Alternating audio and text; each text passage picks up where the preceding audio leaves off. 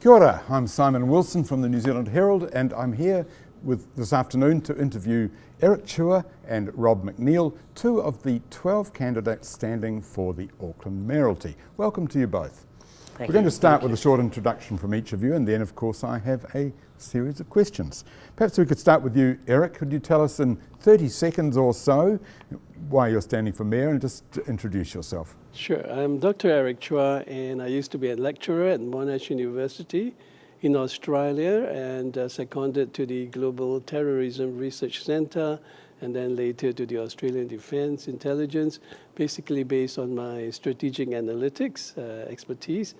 Now, I'm running for mayor because I see a lot of overspending where Auckland Council are concerned, especially the council control organizations, especially AT, which has spent 1.95 billion this year alone, a loss of 1.95 billion, where 700 million are public contracts. I want to know who are these public contract owners, and also in terms of the Auckland Future Fund, where I feel it's not invested wisely and properly, where you could have just put it into a fixed deposit, earning 15% interest per year, giving us 190.8 million to offset any rate rises. So basically, as far as I'm concerned, if I become mayor, there will be no rate rises for the next 20 years because there is no need to.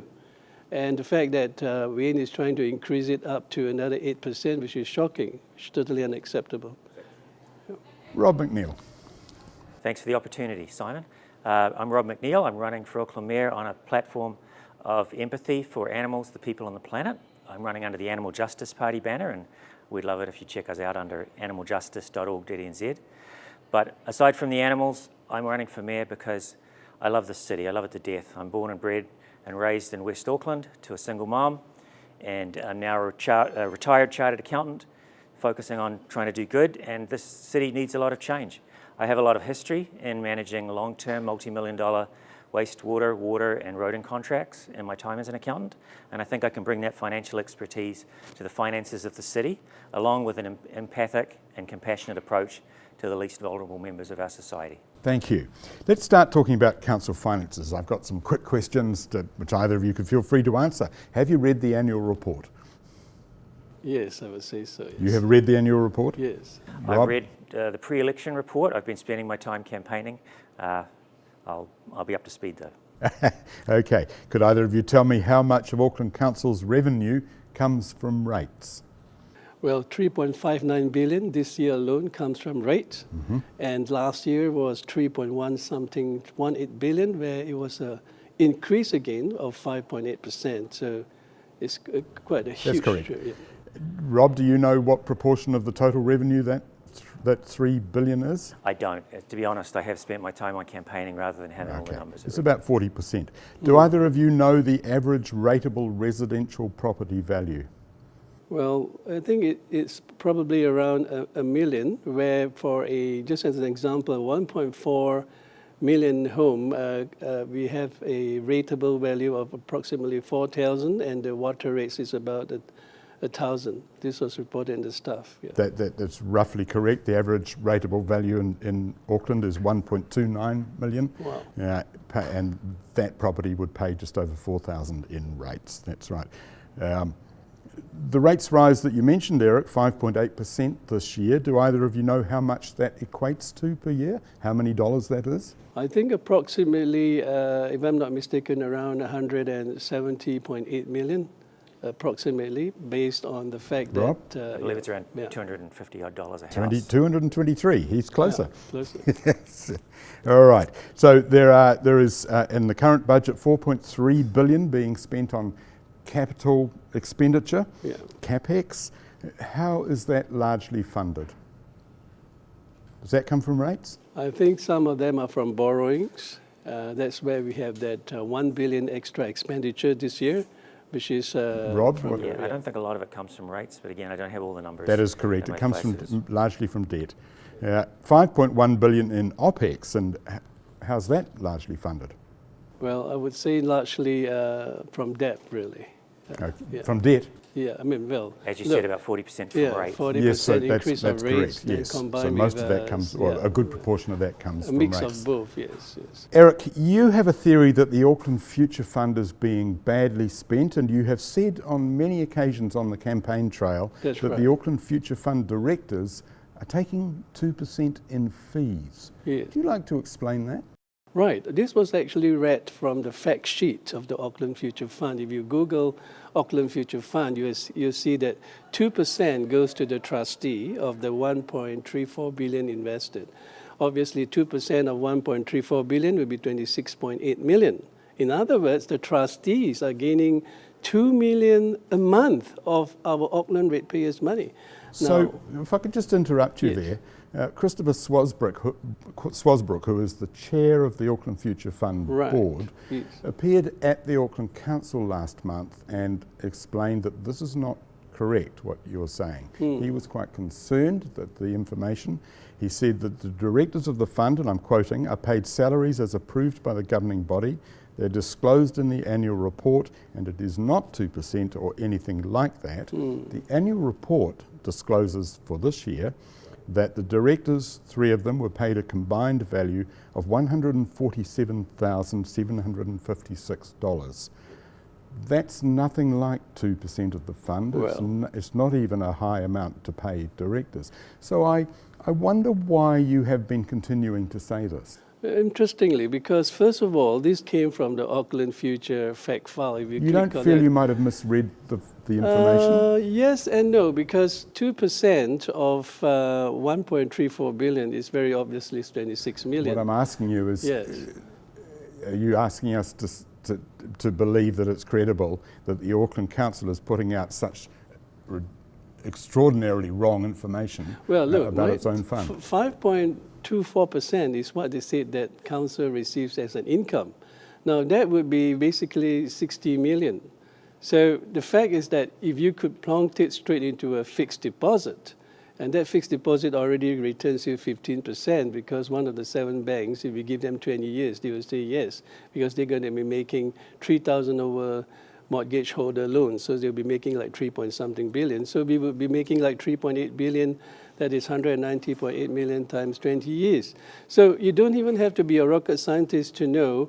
We are not talking about the directors. So the directors assume we are talking about them. I'm talking about the fact file that I even have a copy with me, which is I've already downloaded in PDF.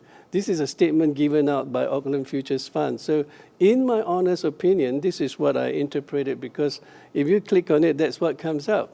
So if you're telling me that that's what you're getting, 5.24%, and then Wayne even came out in the media, quoted by staff as saying, no, we are not even getting 60 million, we're only getting 34 million. So I want to know what happened to the 24 million. I'm not assuming that the directors took it. So to be clear again, on that, yes. Christopher Swasbrook reported to council that there would be 60-odd million paid this year, which was 6 times the amount that the same money would have earned if it has stayed as shares in Auckland International Airport. This is also the first year of the fund. It's the first year that the international fund managers have just been appointed. The money's been sitting in the bank, you're right, because they were appointing managers. That has now happened, and it will now move on. But the 5 point whatever it is percentage that you just quoted me, Which is from Auckland Council, which I have a copy of it. It's downloaded. As you'll know, Eric, surplus to that return goes back into the fund to grow the fund, as probably a lot of Aucklanders would hope will happen. Do you think it's wrong that the fund should grow? No, I think the fund should grow, but I feel they can grow more. Because if you put into a fixed interest deposit, you already earn more than the paltry 5%, which is 60 million. Suggestion it's going You'll to be stay. earning like 190 million. So I'm not saying that it's being misused or mismanaged. I'm saying that they could invest better. Okay, Yes. so just to summarise this part of the question, the Auckland Future Fund has just been established. Yes. You're not saying it's being misused. You're not saying anything like that, which I'm very pleased to hear, and I'm sure everyone will be pleased to hear. Yes. There is now a program in place with international fund managers where the money will be invested properly. Yes. Yeah, Good. and that's going to happen with supervision. Yeah. Are you suggesting that there's some way in which you can improve on that process above and beyond what the board and the international fund managers are already embarked on? Well, okay. The answer would be a qualified yes. The reason why is this. You can choose a number of options to invest. You can go to the fund management way, the higher risk level, the lower risk level. But to me, putting it into a fixed deposit, right, earning interest for 20 years is the lowest risk, because any bank will... Okay, all right. Yeah, We're going around in circles yes, now. yes, Thank yes. you. Rob, let's turn to you. You're standing as the head of the Animal Justice Party. Is it fair to assume that what you're really doing here is not so much expecting or trying to win the mayoralty as raise the profile of your party? I don't think the two are mutually exclusive. I definitely am and have been open about running as the Animal Justice Party Executive President. However, I'm running as Mayor and on some of the credentials that I mentioned in my introduction. Definitely would like to raise the level of interest in the party, but I'm running as Mayor and I think I'm the man for the job. You've talked in the past about, well, in fact, you talked with us about being raised by a single mother in West Auckland. I've read that she used to dig for gum on construction sites. How old are you really? I used to dig around. So this is You used to dig for the gum. Not my mother. No, This is a 19th century activity. This is the kids going out on the bicycle and heading down the back of Zeta Maria Drive, where they were digging for the new houses and digging around for the big lumps of kauri gum that survived the forests around Dombuck Road, etc., etc. So you'd have done that, you'd rode your bikes down and whatever? You know how it was back in the... Well, I'm just wondering if that's a city that you would like to see restored, where kids could go off and explore and have adventures in that way. Do you think that's a feasible thing to hope for again? I think the kids are probably getting up to all sorts of things still that we don't know and riding out on their bicycles. Possibly. Maybe they're Lime scooters now, and maybe some of them are hijacked. But I don't want to look back. I think we need to look forward. The city is only going in one direction, and that's more and more people. We're expecting, I think, 200,000 more Aucklanders in the next 10 years, and a lot more behind that. So we're going to need more density. But if we're talking about kids being able to do adventures, etc., then safety and security is definitely an issue. And I think that's a piece of what I hope I can bring to a council. The mayor can only do so much, but what I do have is grounding and training and empathy and non-violent communication. And I think if the council could show leadership in getting along and working for the common good, maybe we can translate that into a safer city over time. Right, okay. Eric, you've been talking about a poll you had conducted. Would you like to tell us about this poll? Well, apparently it's interesting to note that there was only one poll, as you know, the freshwater poll, created by Wayne. That was like a 1-month-old poll. Now, as a lecturer in sociology and also in SPSSX, statistical analysis systems, we know that a 1-month-old poll defined as the latest is a misinformation and misrepresentation. And after I spoke in a Milford Bowling Club discussion organized by the Honorable Simon Watts, a reporter approached me, apparently from a independent news media, who mentioned that I was around 18% of the polls. But then that was about 2 weeks ago. So recent attempts to contact them, they have created a gag order, I'm not sure why, subject to editorial board approval. Who are you accusing of creating a gag order? They have told me not to share any more about this poll until it comes to fruition, subject to the so what you editorial have board, been which saying I'm very- publicly is that you were rating at 18%, Yes. Karen Leone was rating at 18%, correct. Wayne Brown was rating Yes. at 24% in Yes. this poll that you But haven't can- shown anybody, and yes, you're now saying is subject to a gag order. Well, yes, this is where I'm quite concerned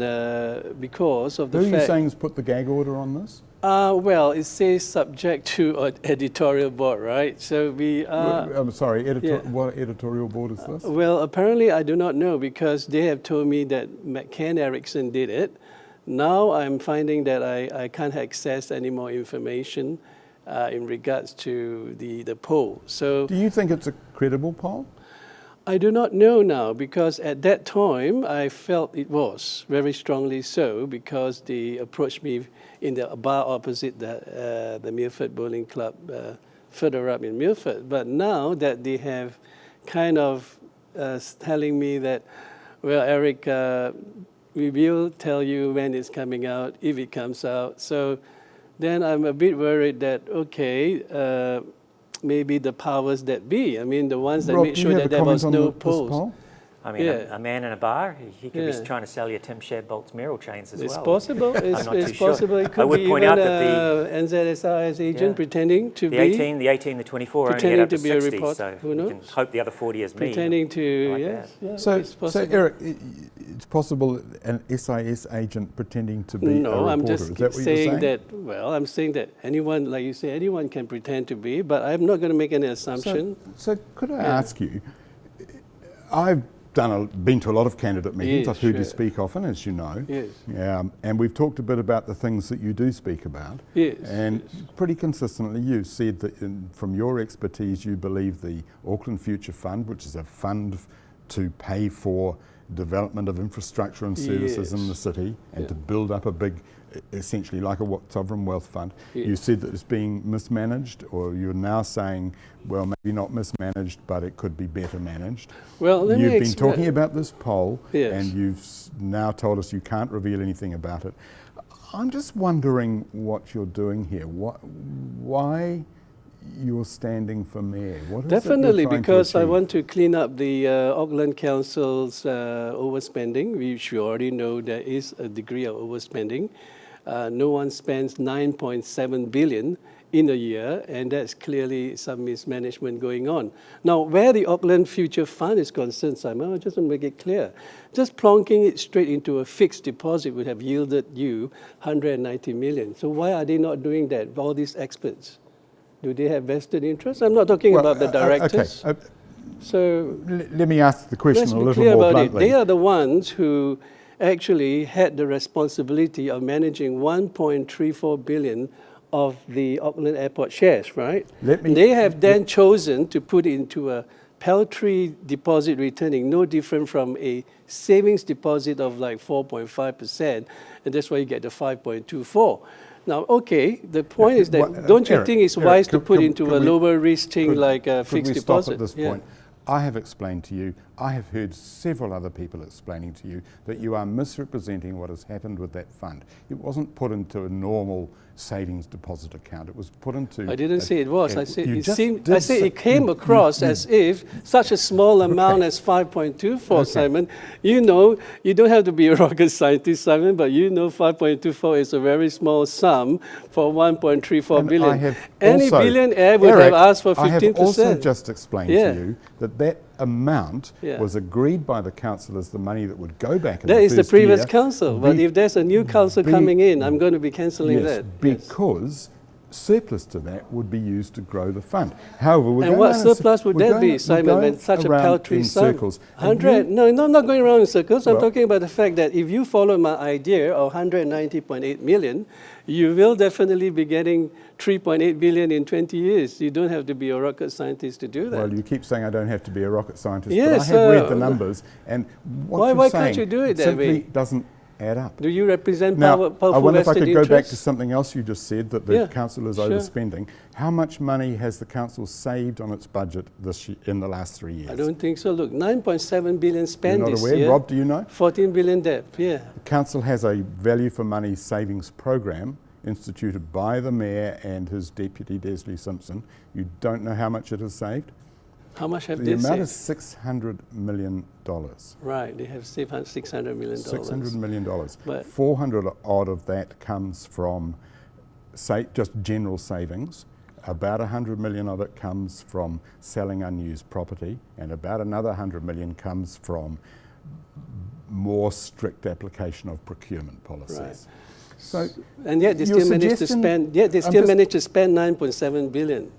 Well, That's it's a shocking, very mate. big organisation. It's a third of the country. No, that's not acceptable. Even a large corporation like IBM, Simon, spends only $3 billion. I mean, you look at all the big corporations, Auckland right? is the second largest organisation Yeah, in but the there's country still no after excuse. You should be Fonterra. spending within the 3.59 billion. I mean, it's more like a group of spoiled kids getting a whole bunch of lollies. Sorry, this is just my view, okay?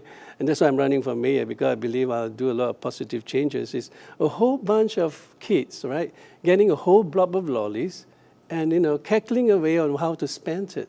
That's not the way it is. You spend within your budget, 3.59 billion. Do you have a view on that, Rob? I have a comment just on the general approach. I've enjoyed Eric's campaign company along the way, and he's always good with the facts and figures. But what I've seen consistently from a lot of candidates is coming in and saying, I know what to do, and I'm going to do it. Of course, I have ideas. We all have ideas. But the mayor is not a dictator. The mayor is not a god. I think Wayne Brown had the experience of coming in last time and finding that, oh my goodness, the council don't all agree with me. His approach has been to try to replace the ones that don't agree with him. And I've seen him speak and come out strongly and say, I know what to do, and we're all going to do it. And it's not an approach that works in a council setting. And frankly, I haven't got all the facts and figures. I'm sure you'll have some more pop quiz answers that I can't answer. I've spent my time campaigning, and what I'd really like to see from council is the passion here that Eric's expressing and other candidates have expressed, along with all the passions of the councillors, but just for the good of Auckland.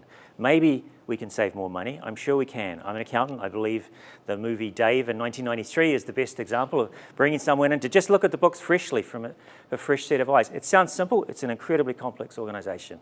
I've never run a $10 billion business before, but that approach of saying, what do you want?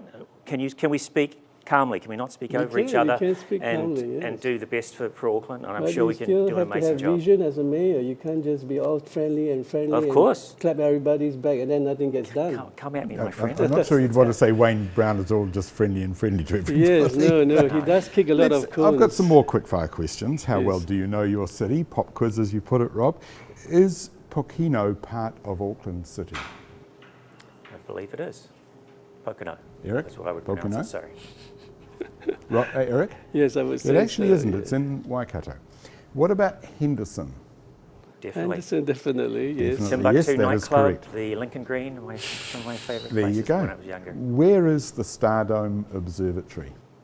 Cornwall Park. Been there many Cornwall Park times. is correct. Not a Eric? rocket scientist, but I'm an amateur There you astrophotographer. go. So Where is Hoani Waititi Marae? afraid I don't know that off the top of my head. Not It's sure. the large urban Māori marae. It's in West Auckland, in Glen Eden. Auckland is full of culture of all kinds, all types of performing arts, all ethnicities, all price points, including free. What was the last show you went to, Eric? In Auckland. Mm-hmm. Interestingly, it was actually a book fair. This was in 2023, I think. There was a lot of top New Zealand writers, Maori and Kiwi. So this would be the Writers' Festival? Yes, the Right, Writers. okay. It was 2 years good. I ago, learned the a Writers' lot. Festival. Okay. Yes. What Yeah. about you, Rob? I went to the Cabaret Sing-Off event. I don't remember what the actual name of the event was, but it was at the Civic Theatre where they put people in 2 camps, and Yes. it was a sing-off thing. I enjoyed it very much. in the Civic? Yeah, in the Civic, just like Right. the old days. Mount Smart is the home ground for which 2 teams? The Warriors, for Yes. sure. Sorry, I And- can't name the other one.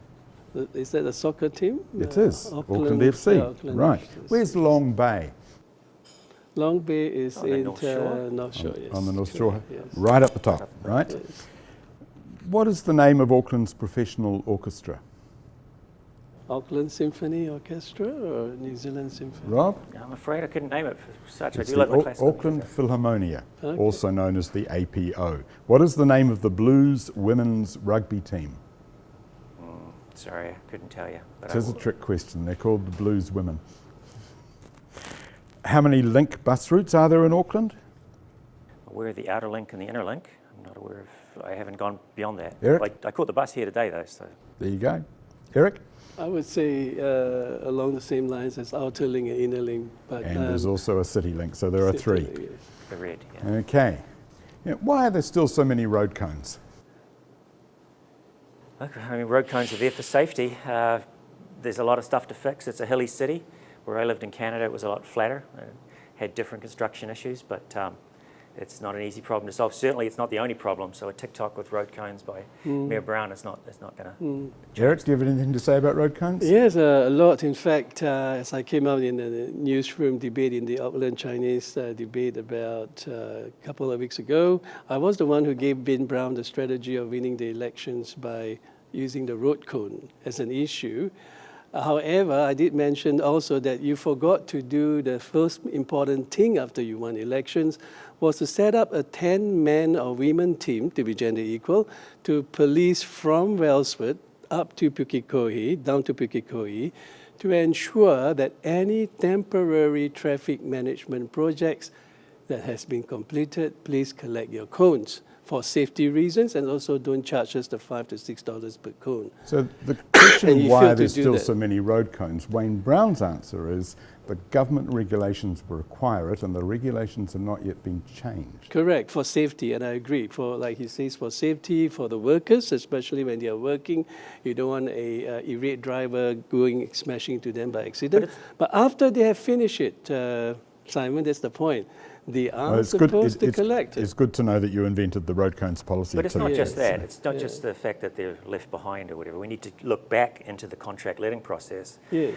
Because you see an awful lot of construction sites that are just sitting there, they're not working. And I think the needs of Aucklanders to be able to travel are not necessarily being considered when those contracts are let. If they're let in a way that encourages, if not 24/7 work, then at least more work, then we can get things done quicker. And that's not without respect for the amazing people that do those hard jobs out in the sun and the rain. One of the big jobs of the Mayor of Auckland is to deal with the government.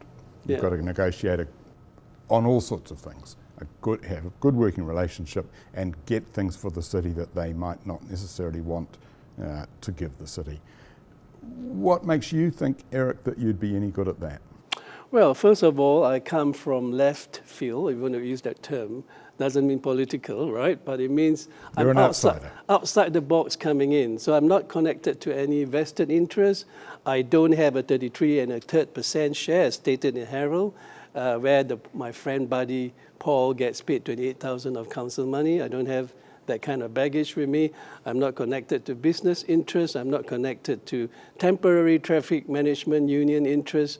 I would be a straight upfront mayor focusing on audits of all the council control organizations, making sure the Auckland Future Fund is reinvested. I'll talk to Chris and everyone else and say, hey, Mike, let's see how we can give $190 million every year to offset any rate rises. There's no excuse to raise up rates because we have $190.8 million coming in every year from just a fixed deposit, which is very low risk management. So this is where I see I'll be very effective as a mayor because I don't hold back my punches. I don't get influenced by any right or left vested interest. And that's very important because I represent all Kiwis and all Aucklanders and ratepayers. And most important of all, we owe a duty of care to all the Auckland ratepayers and Aucklanders trying to decide on buying a bag of chips or a loaf of bread for their kids after paying all the bills, plus rates, and many of them are police officers, nurses, who lay their lives on the line. So this is what I know, that they will be voting for someone like me who will get on the ground level and get it done and make sure that there are sufficient funds for everybody. Thank you. The question was what makes you think you would be good at dealing with the government? Rob? Yes. Sure. Well, as you mentioned earlier, the biggest corporation in New Zealand is Fonterra. And as the president of the Animal Justice Party, imagine trying to get policies across in a country that's so dominated by animal agriculture. I've spent the last 2 years meeting with MPs up and down the country, travelling to Wellington, negotiating them, and I think they'd all agree, the ones that have met me, that my style of communication is non-combative, that I can present the issues that we're looking at in a calm and measured way and dig down to the root of opposition of things, and that's what I'll bring. I'll work tirelessly. I'll be 60 next year, but I won't be 80 next year. And that means that I've still got a lot of zest to get out there. But if you have an empathic and a non-combative style, you can, and really get your point across calmly, you can achieve great things. So I've already got a proven track record of building consensus in business. I've managed a national political party up to this point, and I'll take that into the mayoralty on all sides. Rob McNeil. And if I can speak one more thing. Yes. I would say, you said you represent all Aucklanders. I'd like to expand that circle of compassion to the dog Aucklanders and the cat Aucklanders that are being killed right now in the pounds. We killed 1,000 dogs last year, 1,000 Aucklanders, I would say, just because there wasn't enough cage space. And so I would immediately work on some of those issues to make sure that we show that we can look after the most vulnerable Aucklanders and translate that through the whole community. Thank you. Rob McNeil, Eric Chuah, thank you you. both very much. Thank you Thank you, very much. Simon. Thank you.